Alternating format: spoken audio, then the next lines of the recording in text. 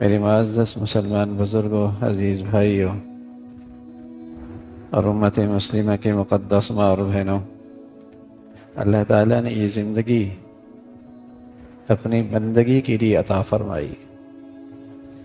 اللہ تعالیٰ نے جنت خواہشات کے لیے بنائی۔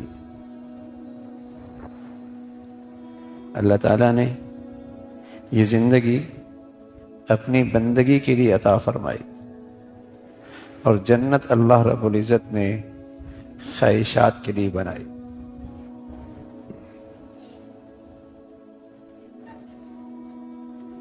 دنیا میں خواہشات کی زندگی کی گنجائش نہیں ہے۔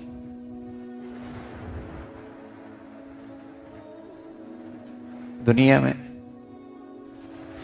خواہشات پورا ہونے کی کرنے کی صلاحیت ہی نہیں ہے۔ اگر کوئی شخص خواہشات کی زندگی لے کے کھڑا ہوگا، وہ دوسروں کے لیے مصائب اور مشکلات کھڑا کرے گا۔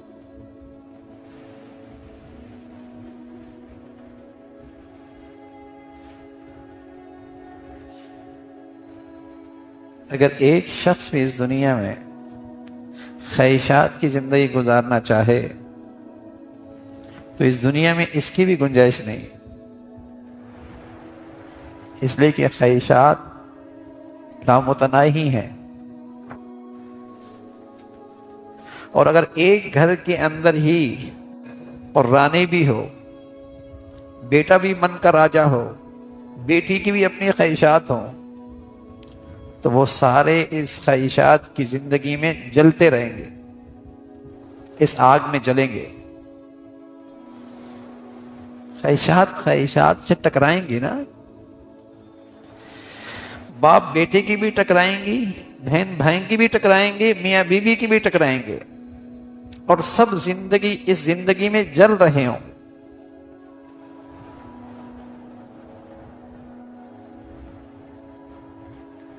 اگر کوئی گھرانہ خواہشات پورا کرنے کے لیے کھڑا ہو تو وہاں رہنے والے آپس میں ٹکرائیں گے۔ اور کسی معاشرے کی بنیاد خواہشات کی زندگی ہے، وہ معاشرہ بھی زندگی میں جل رہا ہو۔ اور اگر پوری قوم ہی خواہشات کی زندگی گزار رہی ہو تو ہر ایک دوسرے کے لیے مشکلات کھڑا کرے گا، مصائب کھڑا کرے گا، پریشانی کھڑی کرے گا، اور جیسے آج دنیا میں ہو رہا۔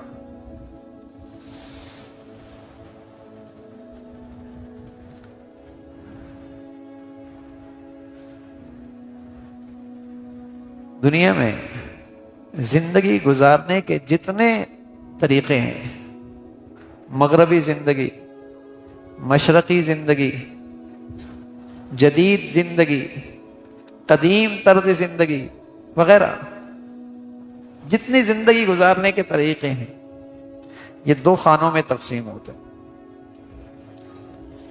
ایک خانہ ہے خواہشات کی زندگی، اور دوسری زندگی ہے اللہ کی بندگی کی زندگی۔ مشرقی، مغربی، قدیم، جدید، یہ سب ایک خانے میں۔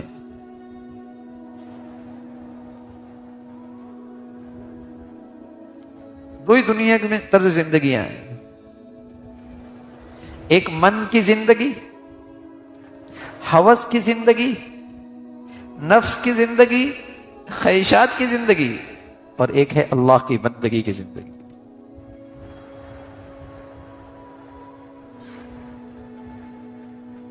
دنیا میں انسانوں کی صلاح اور فلاح کی بڑی تجاویز آتی ہیں کہ اگر ایسا ہو جائے تو سب کچھ اچھا ہو جائے گا۔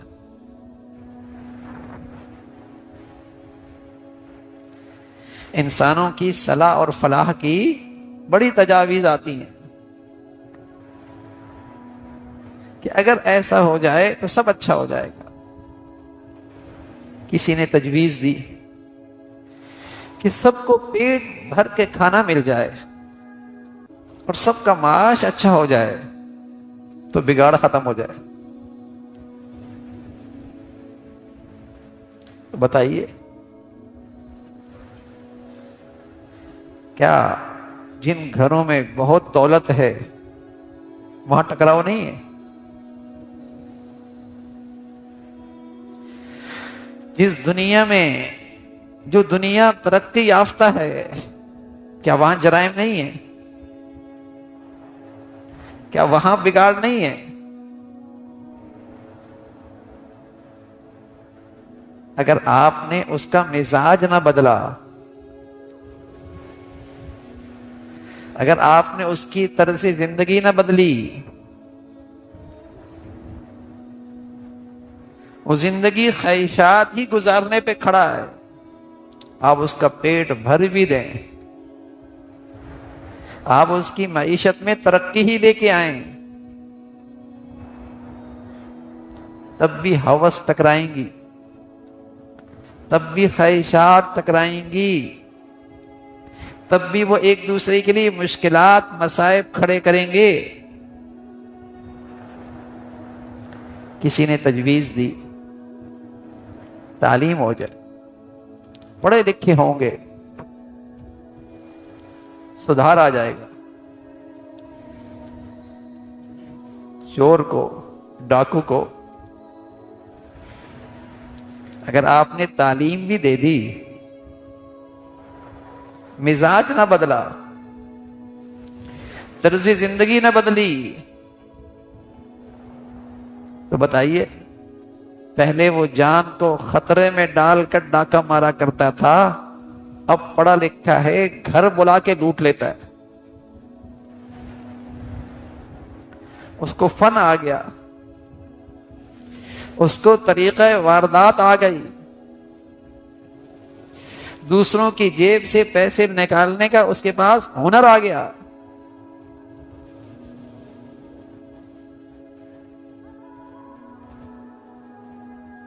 پہلے چوری کرتے تھے ہزاروں میں، لاکھوں میں، اب کروڑوں میں کرتے ہیں، نشان بھی نہیں چھوڑتے، پڑھے لکھے۔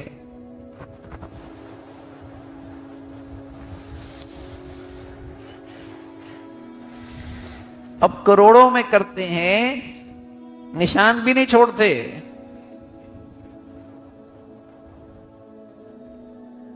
کسی نے انسانوں کے سدھار کی تجویز دی کہ پیٹ بھرے ہوئی ہوں، کسی نے تجویز دی کہ تعلیم ہو جائے،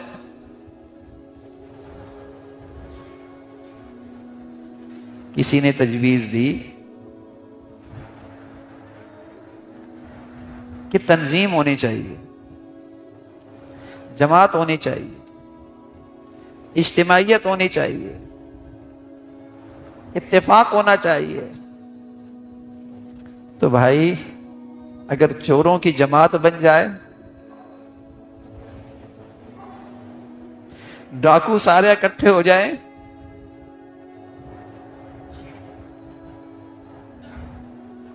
لٹیرے ایک تنظیم میں جڑ جائیں تو سدھارا جائے گا۔ پہلے اکیلے تھے، کمزور تھے، جرائم بھی غیر منظم تھے، اب تنظیم بن گئی، جرائم بھی منظم طریقے سے ہونے لگے۔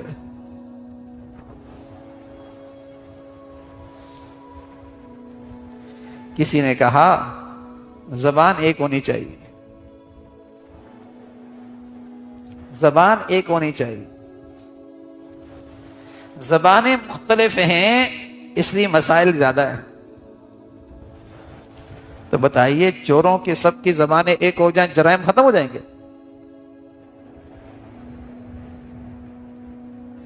کسی نے کہا کلچر ایک ہونا چاہیے۔ ارے میاں کلچر کلچر سے نہیں ٹکراتا، ہوس ہوس سے ٹکراتی ہے، خواہشات خواہشات سے ٹکراتی ہیں۔ پیغمبر کیا کہتے ہیں؟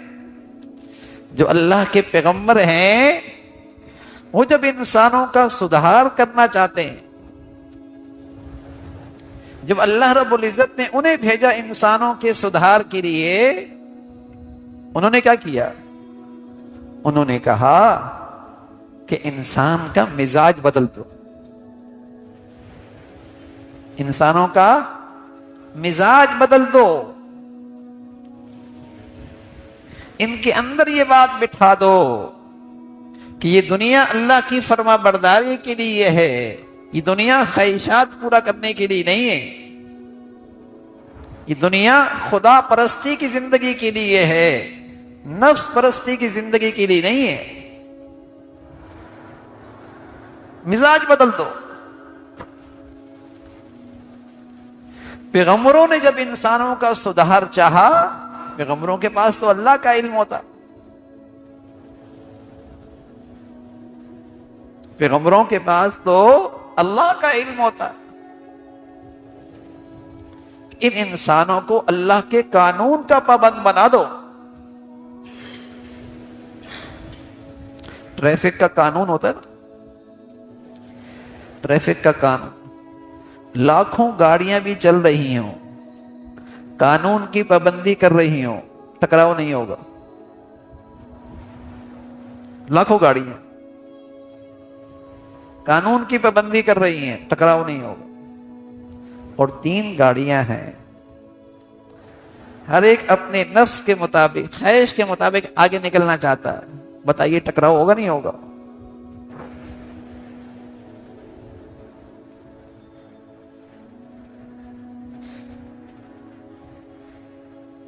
کہاں یہ گھر کے 3 افراد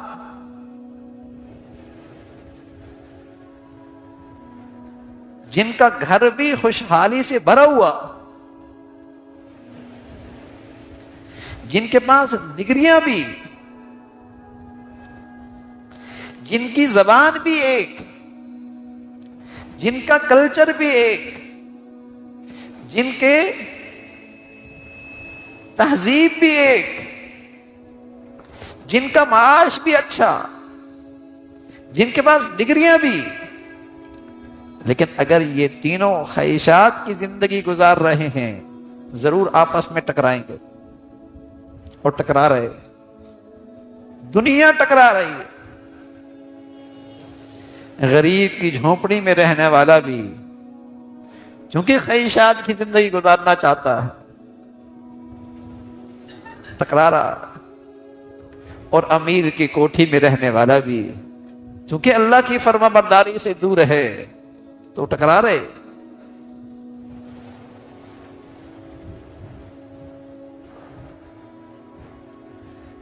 تو دنیا انسانوں کی سدھار اور صلاح اور کامیابی کے مختلف تجاویز دیتی ہے،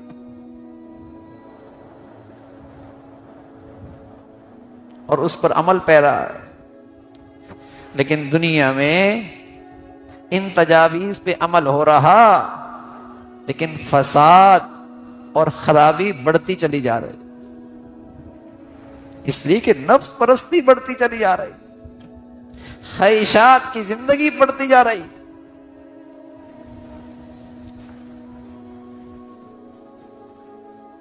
ہمارے ہاں تو جو بھی آتا ہے وہ یہی نسخہ استعمال کرتا ہے کہ ہم تمہارا یہ کر دیں گے، ہم تمہاری یہ خواہش پوری کر دیں گے، ہم تمہاری یہ چاہت پوری کر دیں گے. پیغمبر ایسا نہیں کرتے. پیغمبر کہتے ہیں ہم تمہاری خواہشات میں اعتدال لے کے آئیں گے.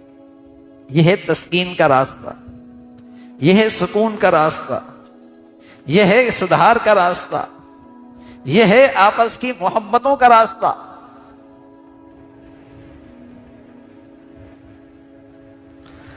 یہاں تو ہر ایک خواہشات کے پورا کرنے کا لولی پاپ دیتا. تعلیم یہ حاصل کر لو، خواہشات اچھی گزری پوری ہوں گی. یہ تعلیم حاصل کر لو، زندگی کا اسٹیٹس اچھا ہو جائے گا. ہمارے ساتھ کھڑے ہو جاؤ، تمہاری یہ ساری چاہتیں پوری ہو جائیں گی.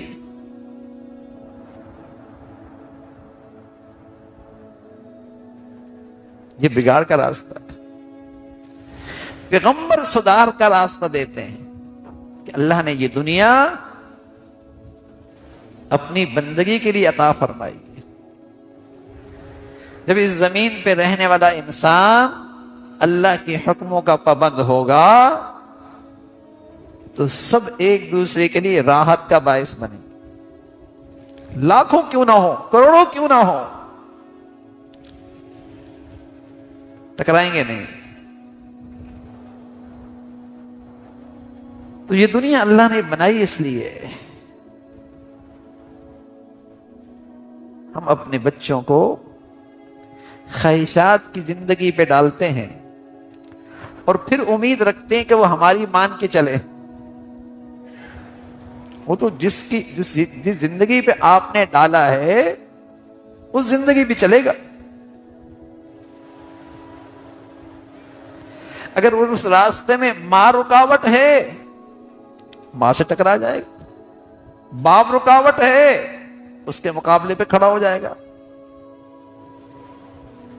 تم نے اسے اللہ کی فرما برداری کے راستے پہ ڈالا کب؟ تم نے اسے اللہ کی بندگی کے راستے پہ ڈالا کب؟ جب ڈالا ہی نہیں اور ڈالا خواہشات کی زندگی پر، پھر اس کا نتیجہ بد دیکھو، پھر اس کا برا نتیجہ بھی دیکھو۔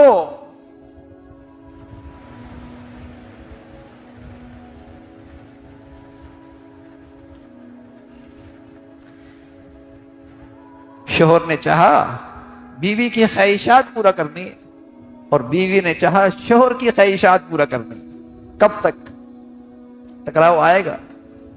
اور سبحان اللہ دونوں اکٹھے ہو جائیں اللہ کی فرما برداری پر، ساری زندگی محبت اور شفقت سے گزرے گی۔ دونوں اللہ کی فرما برداری پہ آ جائیں، دونوں ایک دوسرے کے لیے راحت کا، سکون کا باعث بنیں گے۔ انسان انسان سے نہیں ٹکراتا، ہوس ہوس سے ٹکراتی، خواہش خواہش سے ٹکراتی ہے۔ وہ ٹکرا رہی ہیں آج۔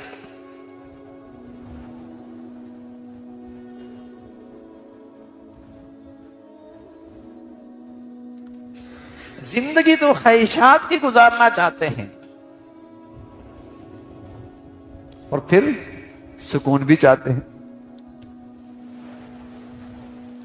پھر گھروں میں اطمینان بھی چاہتے ہیں۔ یہ اس دنیا میں نہیں ہے۔ یہ راستہ تو بگاڑ کا ہے، یہ راستہ تو فساد کا ہے، یہ راستہ تو توڑ کا ہے، یہ راستہ تو ٹکراؤ کا ہے۔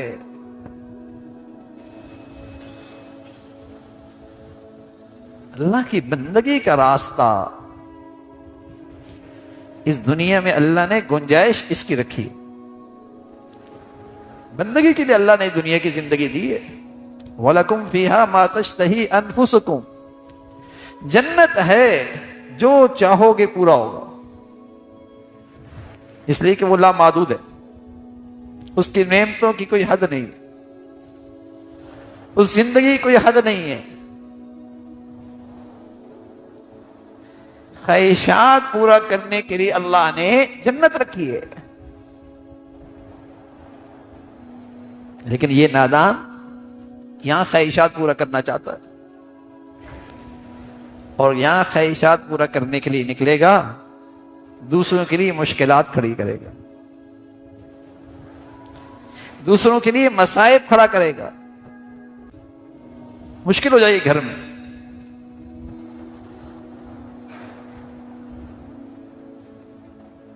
تو ہر خرابی کی جڑ خواہشات کی زندگی ہے، نفس پرستی کی زندگی ہے، اور دنیا میں یہ مستقل مذہب ہے، دنیا میں یہ خود مستقل مذہب ہے، نفس کی زندگی گزارنی، جو جی میں آیا وہ کرنا ہے، اپنی ہر چاہت پوری کرنی ہے، اور اس کی کوئی انتہا نہیں، اس کی کوئی انتہا نہیں، کہاں تک پوری کرے گا؟ اس لیے نفس پرستی کا عادی شخص ہمیشہ غیر مطمئن رہتا ہے، اس لیے کہ اس کی خواہشات کی فہرست ہی اتنی طویل ہوتی ہے، وہ کبھی پوری نہیں ہوتی۔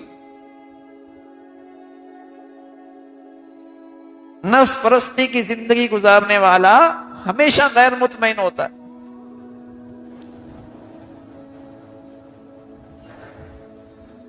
ہمیشہ غیر مطمئن۔ جس کو دیکھا ایک نئی خواہش اٹھی، جس کو دیکھا ایک نیا خواہش دل میں پیدا ہوئی، کہاں تک جائے گا؟ ہانپتے ہانپتے ایک جگہ پہنچا، کسی کو اور دیکھا، پھر دوڑ لگائی، پھر ہانپتے ہانپتے پہنچا، کسی کو آگے دیکھا۔ زندگی ہانپتے ہانپتے ہی گزر جاتی۔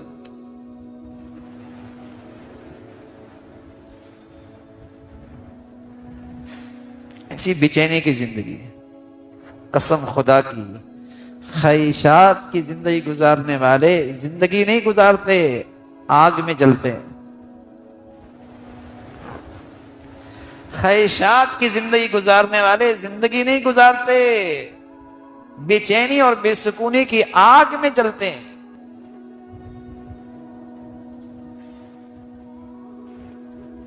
اور اللہ کی بندگی کی زندگی، سبحان اللہ، جنت کی زندگی گزارتے ہیں، جنت کی زندگی گزارتے ہیں۔ قریب قریب جنت کا مزہ آتا ہے زندگی میں، قریب قریب جنت کا مزہ آتا ہے زندگی میں۔ اطمینان، سکون، قناعت، شکر، اور سبحان اللہ محبتوں کی فضا، محبتوں کی فضا۔ جنت میں یہی تو ہوگا، وہ اعلیٰ درجے میں ہوگا، مطمئن۔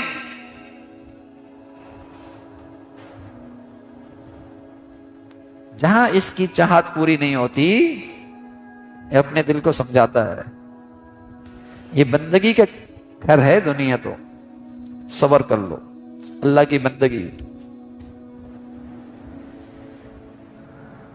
اپنے آپ کو مطمئن کر لیتا ہے۔ جہاں اس کی خواہش نہیں پوری ہوئی، چاہت نہیں ہوئی، یہ فوراً صبر کرتا، شکر کرتا۔ تو میرے عزیزو، دو ہی زندگیاں دنیا میں ہیں، ایک خواہشات کی زندگی ہے اور ایک اللہ تعالیٰ کی بندگی کی زندگی ہے۔ اور اللہ نے یہ زندگی اپنی بندگی کے لیے عطا فرمائی ہے، اگر اسے چھوڑا تو پھر سراسر شرمندگی ہی شرمندگی ہے، پھر شرمندگی ہی شرمندگی۔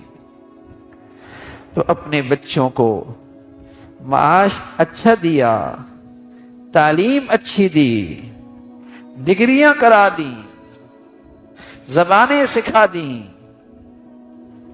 زندگی کے نقشے اچھے دے دیے، اللہ کی بندگی کے راستے پہ نہ ڈالا، نہ اسے راحت ملے گی، نہ وہ آپ کے لیے راحت کا باعث بنے گا، نہ اسے سکون ملے گا، نہ وہ آپ کے لیے سکون کا باعث بنے گا۔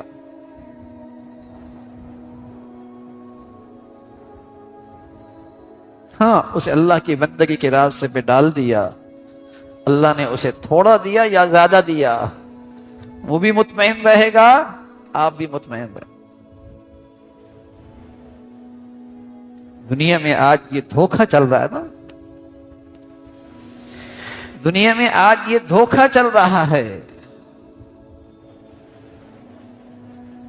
کہ خواہشات پورا کرنے کے لیے اسباب و وسائل مہیا کر دو، اس کی زندگی اچھی ہو جائے گی۔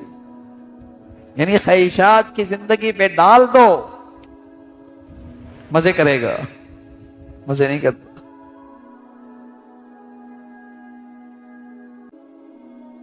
مزے اللہ کی بندگی میں ہے، خواہشات کی زندگی میں نہیں ہے۔ اور یہ ایسی سچائی ہے کہ آج پوری دنیا اس پہ گواہ ہے، پوری دنیا اس پر گواہ ہے کہ آج انسان خواہشات کی زندگی پہ نکلا، آج دنیا فساد زدہ ہے، خرابی اور بگاڑ بڑھتا چلا جا رہا ہے، پسماندہ دنیا میں، ترقی یافتہ دنیا میں جرائم میں کمی نہیں، فساد اور بگاڑ میں کوئی کمی نہیں۔ اور جب خدا پرستی کی زندگی آتی ہے، سبحان اللہ،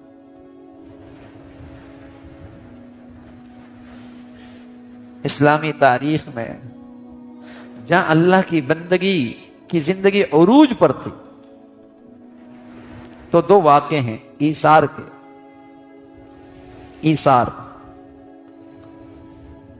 ایک واقعہ تو یہ ہے کہ ایک ضرورت مند کے گھر میں کچھ گوشت پہنچایا گیا، وہ گوشت اس نے ساتھ والے گھر کو دے دیا،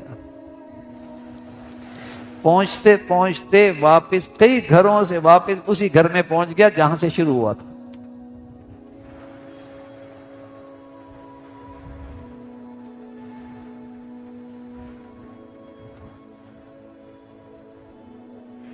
جب نفس پرستی کی خواہشات کی زندگی ہوتی ہے نا، تو پھر تو ساری توانائیاں اس پہ لگتی ہیں کہ جو اس کی دہلیز میں پہنچا ہے کس طرح میرے گھر میں پہنچ جائے، اس کی تجوریوں کا پیسہ کس طرح میری تجوری میں آ جائے۔ دوسرا واقعہ، ایک غزوے میں ایک زخمی ہے، وہ اپنے بھتیجے سے پانی مانگتے ہیں اور وہ ڈول میں پانی لے کے آتے ہیں، قریب سے ایک زخمی کی آواز آتی ہے، پانی مجھے دے دو۔ وہ زخمی چچا کہتا ہے بھتیجے مجھے چھوڑیے، آگے والے کو دے دیں۔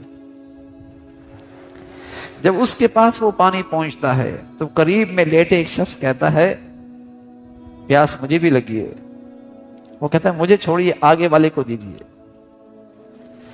جب تیسرے کے پاس پہنچتا ہے، اللہ کی شان، اسے اللہ اپنے پاس بلا لیتے، واپس دوسرے کے پاس آتے ہیں، وہ بھی اللہ کا مہمان بن جاتا ہے، اپنے چچا کے پاس جاتے ہیں، اس کی بھی روح پرواز کر جاتی ہے۔ لیکن جانے والے بتا جاتے ہیں جب اندر کا مزاج بدلتا ہے تو انسانیت پھر ایسی ہری بھری ہوتی، پھر انسانوں کا ایسا عروج ہوتا، انسانیت ایسی ترقی کرتی ہے۔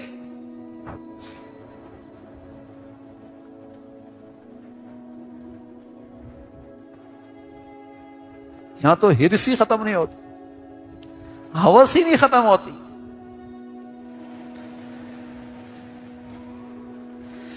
اس کی خواہشات کی فہرست ہی نہیں پوری ہو رہی، اور یقیناً اس سے دوسروں کو تکلیف، دوسروں کے لیے مسائل، دوسرے کے لیے پریشانیاں کھڑی ہوتی۔ تو اللہ کے پیغمبر دنیا میں جو آتے ہیں وہ اللہ کی بندگی کی طرف لوگوں کو بلاتے ہیں، جو انسانوں کا سدھار کا راستہ، جو انسانوں کی کامیابی کا راستہ۔ جب بھی دنیا میں یہ دعوت کمزور پڑی اور نفس پرستی غالب آئی، خواہشات کی زندگی نے غلبہ پایا، دنیا میں بگاڑ ہی بگاڑا، دنیا میں فساد ہی فساد آیا۔ اور جب دنیا میں خدا پرستی کی زندگی عروج پر تھی، پوری دنیا میں امن اور سلامتی تھی، پوری دنیا میں امن اور سلامتی تھی، پکے گھر یا کچے گھر، لیکن زندگی سکون والی،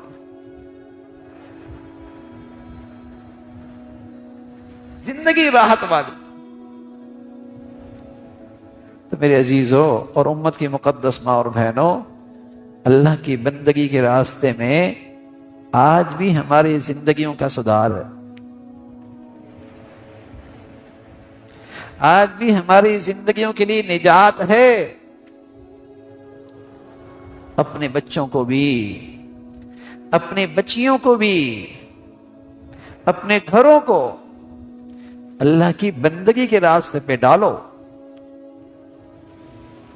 پھر یہ معاش، پھر یہ تعلیم، پھر یہ صحت، پھر یہ دنیاوی ترقی، یہ ساری اللہ کی نعمتیں بنیں گی، تعمیر کا باعث بنیں گی۔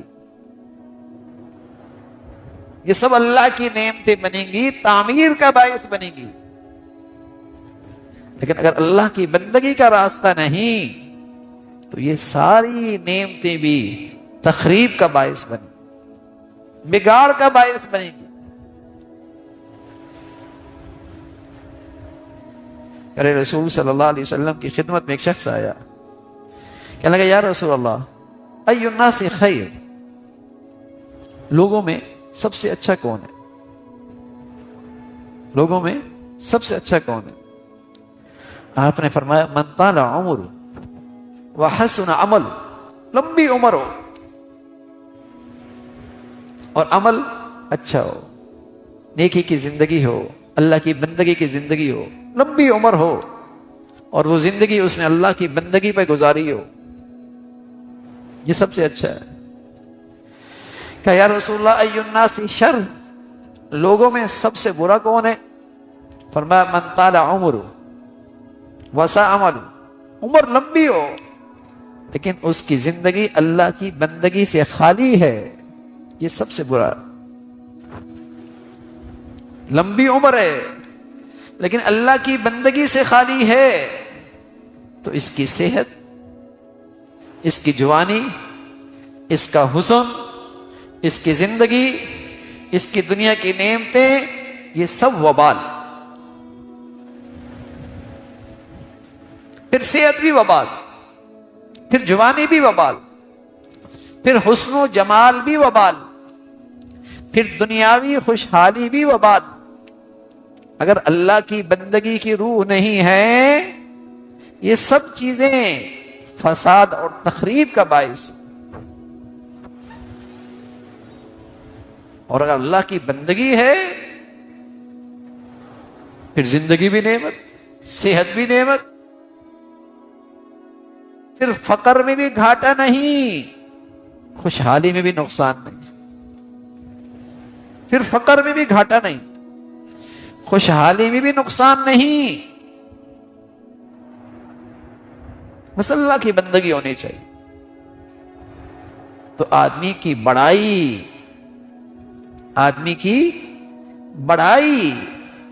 اللہ کی بندگی کے ساتھ ہے، آدمی کی بڑائی اللہ کی بندگی کے ساتھ ہے۔ مدینہ منورہ میں ایک صحابی دیہات کا صبح صبح آتا اور مدینہ کے بازار میں آ کے سبزیاں بیچا کرتا تھا۔ ایک دن سبزیاں بیچنے کے لیے آیا تو پیارے رسول صلی اللہ علیہ وسلم نے پیچھے سے کندھے پہ ہاتھ رکھا اور آ کر فرمایا من یشتری ھذا الغلام، بھئی اسے کون خریدے گا؟ اسے کون خریدے گا؟ جب اس صحابی نے آواز سنی کہ اللہ کے نبی کی آواز ہے، آج تو اس کے نصیب بڑھیا کہ آپ کے ہاتھ ان کے جسم سے مس کر رہے ہیں، تو اپنی پشت حضور کے سینے سے ملنا شروع کر دیا۔ مزے آ گئے اور ساتھ کہنے لگے یا رسول اللہ آپ مجھے بیچ رہے ہیں، میں تو ذات کا غلام ہوں، میرا تو رنگ بھی صاف نہیں ہے، غریب اتنا کہ اپنے بچوں کو حلال کھلانے کے لیے سبزیاں بیچتا ہوں، اس محنت مزدوری سے اپنے بچوں کا پیٹ پالتا ہوں، آپ مجھے بیچ رہے ہیں۔ اذن تجدنی کاسدن، اگر آپ کو کوئی قیمت لگی بھی تو آپ کو کھوٹے سکے ملیں گے، میری کون کیا قیمت لگائے گا؟ تجدنی کاسدن، کھوٹے سکے ملیں گے۔ پیارے رسول صلی اللہ علیہ وسلم نے فرمایا زائر بل انت عند اللہ الغالیہ، تو اللہ کے ہاں بہت قیمتی ہے، اس لیے کہ اللہ تعالیٰ کے ہاں بڑائی، اللہ تعالیٰ کے ہاں بڑائی جسم کی بنیاد پر نہیں، خوبصورتی کی بنیاد پر نہیں، لباس پونشاک کی بنیاد پر نہیں، گاڑی سواری کی بنیاد پر نہیں، زندگی کے اسٹیٹس کی بنیاد پر نہیں، اللہ کے ہاں بڑائی کی بنیاد اللہ کی بندگی۔ تیرے دل میں اللہ اور اللہ کے رسول کی محبت بہت، تیری زندگی اللہ کی بندگی پر ہے تو اللہ کے ہاں بہت قیمتی ہے۔ تو میرے عزیزو، اللہ کی بندگی سے آدمی کی بڑائی ہے، آدمی کی عزت ہے، بندگی کا راستہ۔ تو ان خطوط پر ہماری زندگی کھڑی ہو کہ ہم دنیا میں اللہ کو راضی کرنے کے لیے آئے، ہماری زندگی کا اصل مقصد اور غرض اللہ کو راضی کرنا ہے، اللہ کی بندگی ہے، خواہشات پورا کرنا نہیں۔ اللہ تعالیٰ نے خواہشات پورا کرنے کے لیے جنت رکھی، یہاں تو میری زندگی کا مقصد اللہ کی رضا ہے، اس لیے زندگی گزار رہا۔ یہ اپنی زندگی کے تمام فیصلوں میں، کاروباری معاملات، معاشرت، گھریلو زندگی، تمام فیصلوں میں اسے سامنے رکھا کرے،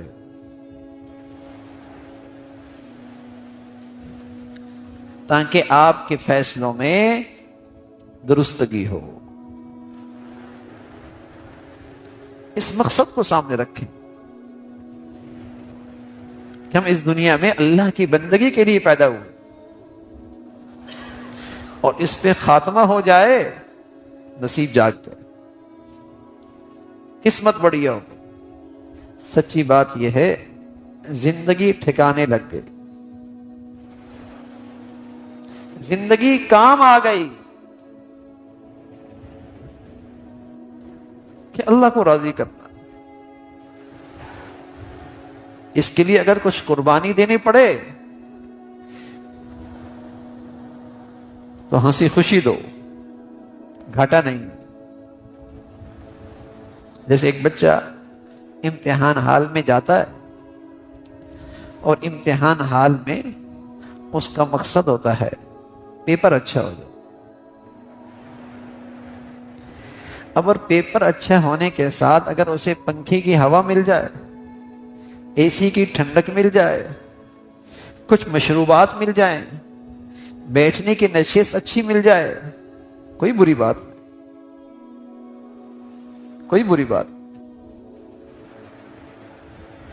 ہماری زندگی کا مقصد اللہ کو راضی کرنا، اللہ کی بندگی ہے، اس کے ساتھ دنیا کی یہ نعمتیں مل جائیں کوئی بری بات نہیں، سب نعمتیں اللہ کی۔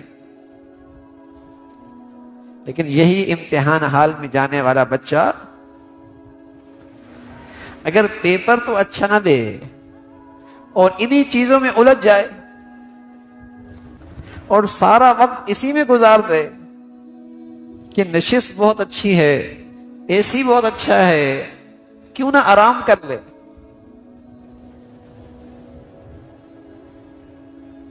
کیوں نہ تھوڑی سی نیند کر لیں،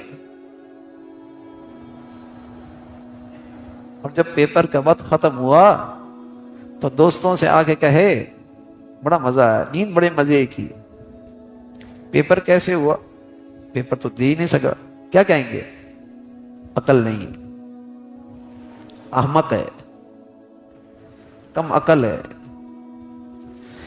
اس لیے فرمایا دنیا کی جو ان چمک دمک چیزوں میں کھو جاتا ہے اور یہیں خواہشات پورا کرنے میں لگ جاتا ہے اور زندگی کا مقصد بھول جاتا ہے، یہ احمق ہے، یہ کم عقل ہے، بس عقل نہیں۔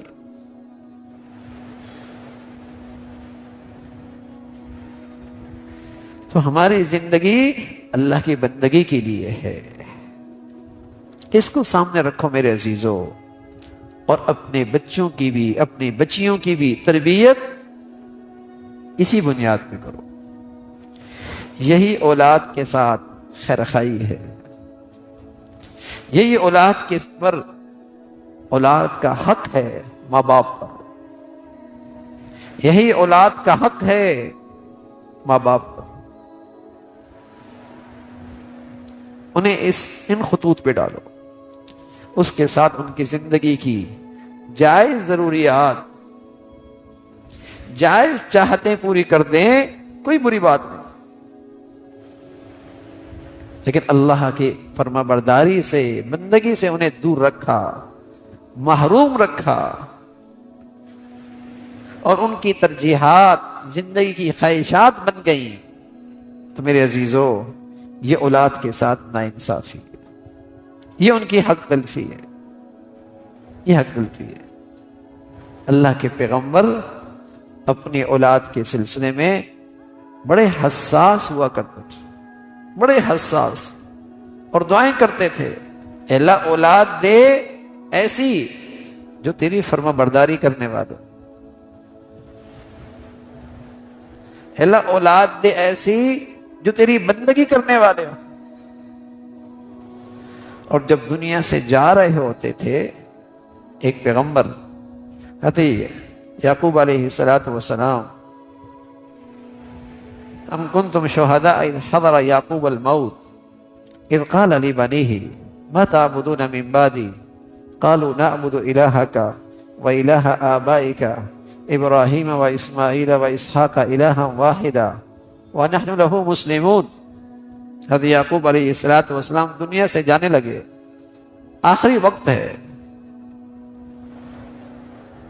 اپنے بیٹوں کو، پوتوں کو، نواسوں کو اپنے پاس اکٹھا کیا اور ان کے سامنے اپنی فکر رکھی، اپنی پریشانی رکھی، تسلی لینا چاہیے ان سے کہ میں جانے والا ہوں، تمہاری نظروں سے اوجھل ہونے لگا ہوں، میری پشت قبر کی مٹی کو لگنے کو ہے، لیکن مجھے اطمینان چاہیے کہ زندگی بھر میری یہ فکر رہی ہے کہ تمہاری زندگی اللہ کی بندگی پر ہو، تم اللہ کی فرما برداری پہ زندگی گزارو، ساری زندگی میرا اہتمام اور محنت اس پہ لگی رہی، اب میں جا رہا ہوں، کہیں ایسا تو نہیں میرے جانے کے بعد کہیں یہ بندگی کا راستہ چھوٹ تو نہیں جائے گا، اللہ کی بندگی میں کہیں کوتاہی تو نہیں ہوگی۔ بیٹے پوتے یہ وہ گھرانہ ہے جس گھرانے کا باپ بھی نبی، دادا بھی نبی، چچا بھی نبی، سبحان اللہ، کیسی مقدس فضا، مبارک فضا، پاکیزہ زندگیاں۔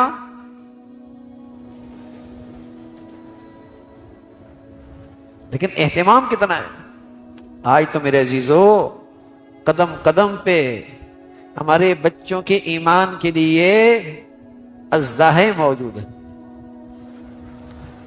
رہزن موجود ہیں، ہمارے بچوں کے ایمان کے، شرم و حیا کے، دینی زندگی کے رہزن موجود ہیں، قدم قدم پہ موجود ہیں، لیکن آج بڑوں کو اپنے بچوں کی اس بندگی کی فکر کتنی ہے، کڑن کتنی ہے۔ یہاں تو ایسی مقدس فضا ہے، باپ نبی، دادا نبی، چچا نبی، لیکن پھر بھی فکر ستا رہی ہے کہ میرے جانے کے بعد کہیں تم یہ راستہ چھوڑ تو نہیں بیٹھو گے۔ سب نے ایک آواز میں کہا، ابا جان، دادا جان، نانا جان، آپ اطمینان رکھیے، ہم نے اس ماحول میں، اس فضا میں دیکھا کیا ہے سوائے اللہ کی بندگی کے؟ وَنَحْنُ لَهُ مُسْلِمُونَ، ہم اسی کی فرما بردار رہیں گے، ہم اسی کی فرما بردار رہیں۔ تو میرے عزیزو، ایک خواہشات کی زندگی ہے، ایک نفس پرستی کی زندگی ہے جو ہلاکت کی زندگی ہے، اور ایک اللہ کی بندگی کی زندگی ہے، خدا پرستی کی زندگی ہے۔ یہ فلاح اور نجات کا راستہ، یہ ہماری زندگی کی ترجیح ہو، یہ ہماری زندگی کے فیصلوں کا محور ہو، ہماری تمام زندگی کے فیصلے اسی کے گرد ہوں کہ ہم نے اللہ کی فرما برداری کی زندگی گزاری، اور اس فرما برداری کے ساتھ جینا، اور اس پہ اس کا خاتمہ ہونا، یہی کامیابی، یہی کامیابی ہے۔ اور میرے عزیزو، یہی اس زندگی کا مقصد ہے۔ تو اللہ تعالیٰ بھائی ہمیشہ اپنی فرما برداری کی زندگی نصیب فرمائے، اور ہمارے بچے بچیوں کے لیے ہمارے فیصلے، ان کی تعلیم کے، تربیت کے، زندگی کے، اللہ تعالیٰ اسی نقطے کی بنیاد پہ کرنے کی توفیق نصیب فرمائے۔ وآخر دعوانا ان الحمدللہ رب العالمین۔ اللہم لک الحمد۔ اے میرے عزیز دوستو، اللہ ہمارے دلوں میں اپنی معرفت کی روشنی عطا فرمائے، ہمیں گمراہی کے اندھیروں سے نکالے، اور ہمیں اپنی رضا کا راستہ دکھا دے۔ دنیا میں انسان کے پاس سب سے زیادہ خطرناک، سب سے زیادہ تباہ کن، سب سے زیادہ دھوکے والی چیز اگر کوئی ہے تو وہ اس کے اپنے اندر کی خواہشات ہیں۔ انسان باہر کے دشمنوں سے ایک دو بار بچ سکتا ہے، لیکن اپنے اندر کے دشمن سے بچنا بہت مشکل ہوتا ہے۔ باہر کا دشمن تیر چلائے گا، تلوار چلائے گا، تم داہنے بائیں ہو جاؤ گے، بھاگ جاؤ گے، بچ جاؤ گے، مگر جو دشمن تمہارے دل کے اندر بیٹھ جائے، تمہاری رگوں میں گھس جائے، تمہاری فکروں میں جگہ بنا لے، تمہارے ارادوں کو اپنی مٹھی میں لے لے، اس سے بچنا آسان نہیں۔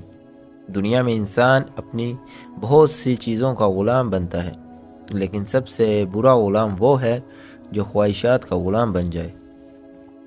خواہشات کی زندگی تباہی کی زندگی ہے۔ خواہشات کی زندگی وہ زندگی ہے جو انسان کو دھیرے دھیرے برباد کرتی ہے۔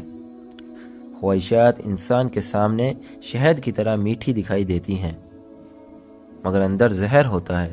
خواہشات انسان کو پہلی بار خوشی دیتی ہیں، پھر آہستہ آہستہ اسے قید کرتی چلی جاتی ہیں، یہاں تک کہ انسان خود کو آزادم سمجھتا ہے، مگر حقیقت میں وہ خواہشات کا قیدی ہوتا ہے۔ میرے عزیزو، میلاد کی محفل میں بیٹھو، ذکر کی محفل میں بیٹھو، قرآن کی تلاوت کرو، اللہ کے گھر میں جاؤ، یہ سب کام دل کو سکون دیتے ہیں، مگر جب انسان خواہشات کے پیچھے چل پڑتا ہے تو سب سے پہلے اس کا سکون جاتا ہے۔ وہ ہنستا مسکراتا نظر آتا ہے، مگر اندر سے ٹوٹا ہوا ہوتا ہے۔ وہ لوگوں کے سامنے خوش نظر آتا ہے، مگر رات کو کروٹیں بدلتا ہے۔ وہ دنیا داروں کی محفلوں میں ہنسی بانٹتا ہے، مگر تنہائی میں اس کا دل سسکتا ہے۔ جس دل پر خواہشات کا قبضہ ہو جائے وہاں نور نہیں رہتا۔ جس دل میں خواہشات کا راج ہو وہاں اللہ کا خوف نہیں رہتا۔ ایسی زندگی اندھیرے میں چلنے والی زندگی ہے۔ خواہشات کا مسئلہ یہ ہے کہ یہ ختم نہیں ہوتی، ایک پوری ہوتی ہے دوسری کھڑی ہو جاتی ہے، دوسری پوری ہوتی ہے تیسری جنم لے لیتی ہے۔ انسان سوچتا ہے کہ یہ ایک چیز مل جائے تو سکون مل جائے گا، مگر جیسے ہی وہ چیز ملتی ہے خواہشات ایک نیا روپ لے کر سامنے کھڑی ہو جاتی ہیں۔ یوں انسان ساری زندگی دوڑتا رہتا ہے، بھاگتا رہتا ہے، تھکتا رہتا ہے، مگر منزل نہیں ملتی، کیونکہ خواہشات کے راستے میں منزل ہوتی ہی نہیں۔ وہاں صرف دوڑ ہے، وہاں صرف پیاس ہے، وہاں صرف تھکن ہے، وہاں صرف بے چینی ہے۔ دنیا کی خواہشات اس طرح ہیں جیسے سمندر کا پانی، انسان جتنا پیے گا اتنی پیاس بڑھتی جائے گی، مگر ہماری زندگی کا مقصد پیاسا رہ جانا نہیں، بلکہ اللہ کے قرب کا پانی پینا ہے۔ جس نے لمحہ بھر اللہ کے قرب کا مزہ چکھ لیا، اس کے لیے خواہشات کی عمر بھر کی رنگینیاں بھی بے معنی ہو جاتی ہیں۔ دنیا والے کہتے ہیں کہ خواہشات ہی زندگی ہیں، مگر اصل بات یہ ہے کہ خواہشات ہی زندگی کو برباد کرتی ہیں۔ جس دل میں اللہ کی محبت اتر جائے وہاں خواہشات کی آگ ٹھنڈی پڑ جاتی ہے۔ جس دل میں اللہ کی یاد کا چراغ جل جائے وہاں وہ نفسانی خواہشات کے اندھیرے مٹ جاتے ہیں۔ میرے بھائیوں، خواہشات کی زندگی ایک ایسا راستہ ہے جس میں انسان کو اپنی عقل چھوڑنی پڑتی ہے۔ خواہش کا پیچھا کرنے والا سوچتا نہیں، بس کرتا ہے۔ وہ جانتا ہے کہ یہ غلط ہے لیکن پھر بھی کرتا ہے۔ وہ جانتا ہے کہ اس کا انجام برا ہے پھر بھی کرتا ہے، کیونکہ خواہش انسان کو اندھا کر دیتی ہے، خواہش انسان کو بہرا کر دیتی ہے، خواہش انسان کو بے حس کر دیتی ہے، خواہش انسان کو حقیقت سے دور کر دیتی ہے، خواہش انسان کو آخرت سے غافل کر دیتی ہے، خواہش انسان کو اللہ سے دور کر دیتی ہے۔ اور جب اللہ انسان سے دور ہو جائے تو پھر اس کا دل بے سکون ہو جاتا ہے، پھر اس کا ذہن بے چین ہو جاتا ہے، پھر اس کے ارادے کمزور ہو جاتے ہیں، پھر اس کے قدم ڈگمگا جاتے ہیں، پھر اس کی نگاہوں میں شرم باقی نہیں رہتی، پھر اس کی زبان پر حیا باقی نہیں رہتی، پھر اس کے کردار میں پاکیزگی باقی نہیں رہتی، کیونکہ خواہشات دشمن ہیں۔ یہ دل کی چور ہوتی ہیں، یہ ایمان کے ڈاکو ہوتی ہیں، یہ آدمی کی روح کے چور ہوتے ہیں۔ انسان کی خواہشات صرف دنیا کی نہیں ہوتی، بعض خواہشات شہرت کی ہوتی ہیں، بعض عزت کی ہوتی ہیں، بعض طاقت کی، بعض تعریف کی، بعض لوگوں کی توجہ کی۔ انسان چاہتا ہے لوگ اسے دیکھیں، اسے سنیں، اسے پسند کریں، اسے سراہیں۔ یہ سب خواہشات بھی اتنی ہی تباہ کن ہیں جتنی دنیا کی خواہشات۔ دنیا والوں کی نظر کے پیچھے دوڑنے والا انسان کبھی اللہ کی نظر پا نہیں سکتا۔ دنیا والوں کی تعریف چاہنے والا بندہ کبھی اللہ کی رضا حاصل نہیں کر سکتا۔ انسان جب خواہشات کے پیچھے چلتا ہے تو اپنے رب کو بھول جاتا ہے۔ اس کی نماز میں دل نہیں رہتا، اس کی تلاوت میں خشوع نہیں رہتا، اس کی دعاؤں میں آنسو نہیں رہتے، اس کے سجدوں میں سوز نہیں رہتا، کیونکہ خواہشات دل پر قبضہ کر لیتی ہے۔ اور جب دل پر خواہشات کا قبضہ ہو جائے تو عبادت صرف جسم کا کام رہ جاتا ہے، دل اس میں شامل نہیں ہوتا۔ میرے عزیزو، بات یہ نہیں کہ خواہشات صرف غلط چیزیں ہوتی ہیں، نہیں، بعض خواہشات جائز بھی ہوتی ہیں، لیکن مسئلہ یہ ہے کہ جب خواہش دل کی مالک بن جائے، جب خواہش انسان کو بے بس کر دے، جب خواہش اللہ سے زیادہ عزیز ہو جائے، جب خواہش دین سے زیادہ قیمتی ہو جائے، تب وہ خواہش حرام بن جاتی ہے۔ انسان اپنی خواہش کے لیے جھوٹ بولتا ہے، دوسروں کا حق مارتا ہے، حرام کماتا ہے، دھوکہ دیتا ہے، ظلم کرتا ہے، گناہ کرتا ہے۔ یہ سب خواہشات کی زندگی کے اثرات ہیں۔ خواہشات کا سب سے بڑا خطرہ یہ ہے کہ یہ انسان سے اس کی انسانیت چھین لیتی ہیں۔ انسان صرف خواہش کا غلام رہ جاتا ہے، وہ رشتوں کو توڑ دیتا ہے، تعلقات کو رون دیتا ہے، دلوں میں درد ڈال دیتا ہے، خوشیوں کو برباد کر دیتا ہے، مستقبل کو اندھیرے میں ڈال دیتا ہے۔ خواہشات انسان کو نہ صرف گناہ کرواتی ہیں بلکہ انسان کو انسانیت سے گرا دیتی ہیں۔ میرے بھائیو، انسان کی زندگی دو چیزوں میں گزرتی ہے، یا وہ خواہشات کا غلام ہوتا ہے یا اللہ کا بندہ ہوتا ہے۔ اللہ کا بندہ آزاد ہوتا ہے، خواہشات کا غلام قید میں ہوتا ہے۔ اللہ کا بندہ پاکیزہ ہوتا ہے، خواہشات کا غلام میلا ہوتا ہے۔ اللہ کا بندہ روشنی میں ہوتا ہے، خواہشات کا غلام اندھیرے میں ہوتا ہے۔ اللہ کا بندہ بلند ہوتا ہے، خواہشات کا غلام پست ہوتا ہے۔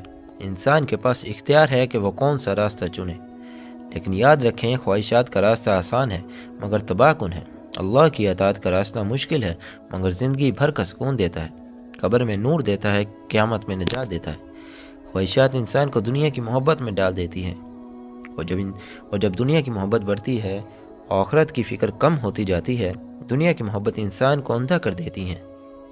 وہ سوچتا ہے کہ یہ زندگی ہمیشہ رہے گی، مگر جب ملک الموت آ جائے گا، جب روح گلے میں آ کر پھنس جائے گی، جب آنکھوں سے دنیا کا رنگ ختم ہو جائے گا، تب انسان کو احساس ہوگا کہ خواہشات نے دھوکہ دیا تھا۔ اس کے پیچھے جو دوڑا کرتا تھا وہ سب کچھ یہیں چھوڑ کر جانا ہے۔ جس کے لیے جھوٹ بولا وہ یہی رہ جائے گا، جس کے لیے اپنی آخرت خراب کی وہ چیز قبر میں ساتھ نہیں آئے گی۔ انسان اپنی زندگی خواہشات کے پیچھے ضائع نہ کرے۔ اصل زندگی وہ نہیں جو خواہش دے، بلکہ وہ ہے جو اللہ دے۔ اصل سکون وہ نہیں جو دنیا دے، بلکہ وہ ہے جو سجدہ دے۔ اصل راحت وہ نہیں جو گناہ دے، بلکہ وہ ہے جو دعا دے۔ اصل زندگی وہ نہیں جو نفس چاہے، بلکہ وہ ہے جو دل چاہے۔ اور دل صرف اللہ چاہتا ہے۔ میرے بھائیو، خواہشات کی زندگی چھوڑ دو، اللہ کی زندگی اختیار کرو، اللہ کی محبت میں جیو، اللہ کی رضا کے لیے جیو، اللہ کے راستے پر چلو، خواہشات کا غلام مت بنو، اللہ کا بندہ بنو۔ جو اللہ کا ہو گیا وہ کامیاب ہو گیا، جو خواہشات کا ہو گیا وہ برباد ہو گیا۔ اللہ ہمیں سمجھ عطا فرمائے، اللہ ہمیں خواہشات کے جال سے نکالے، ہمیں اپنے بندوں میں شامل کرے، ہماری دلوں پر اپنی رحمت نازل فرمائے، آمین یا رب العالمین۔